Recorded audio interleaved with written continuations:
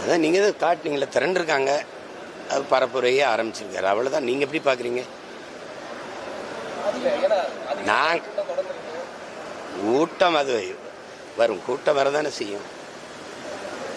ஒரு நடிகர் இதுவரை திரையில் பார்த்த ஒரு கலைஞர் இப்படி வரும்போது பார்க்குறது கூடுவாங்க. நாங்கள்லாம் சின்ன பிள்ளையா இருக்கும்போது எம்ஜிஆர் வராரு, சிவாஜி வராருன்னு கூட்டிகிட்டு போய் நிறுத்தினதெல்லாம் இருக்குது. இதே மாதிரி மணிக்கணக்காக நின்றதெல்லாம் இருக்குது. கடைசியாக அவர் வரலை, அப்படியே போயிட்டார் பரமக்குடியோடன்னு இளையாங்குடியில் நாங்கள் நின்று ஏமாந்து திரும்பினதெல்லாம் இருக்குது. அது 7 கிலோமீட்டர் தூரத்தை கடக்கிறதுக்கு 5 மணி நேரம் அப்படிங்கும்போது அவரை பார்ப்பதற்கு லட்சக்கணக்கான மக்கள் காத்திருக்கிறாங்க. அது வரும். இப்போ சகோதரர் அஜித் இறக்குனீங்கன்னா இதை விட கூட்டம் வரும். என்ன பண்ணலான்னு சொல்லுங்கள். ஐயா ரஜினிகாந்த் வந்திருந்தால் இதை விட கூட்டம் வந்து தான் இருக்கும். நயன்தாரா அவர்களை இறக்கி விட்டால் இதை விட 2 மடங்கு கூட்டம் தான் வரும். நீங்கள் அதை கூட்டத்தை பார்க்காது, முன்வைக்கிற கொள்கையை பாருங்க.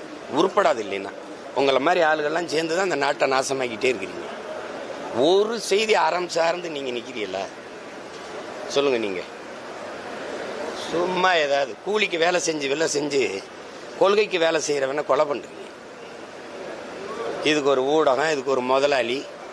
எந்த முதலாளியும் நீங்கள் லாபத்தேவைக்கு தான் வேலை செய்கிறீங்க, மக்கள் சேவைக்கு அனுக்கிறீங்க.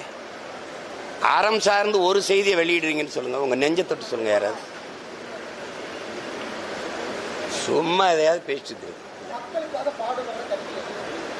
மக்களுக்காக பாடுபடுற ஒரே கட்சி நாம் தமிழர் கட்சி.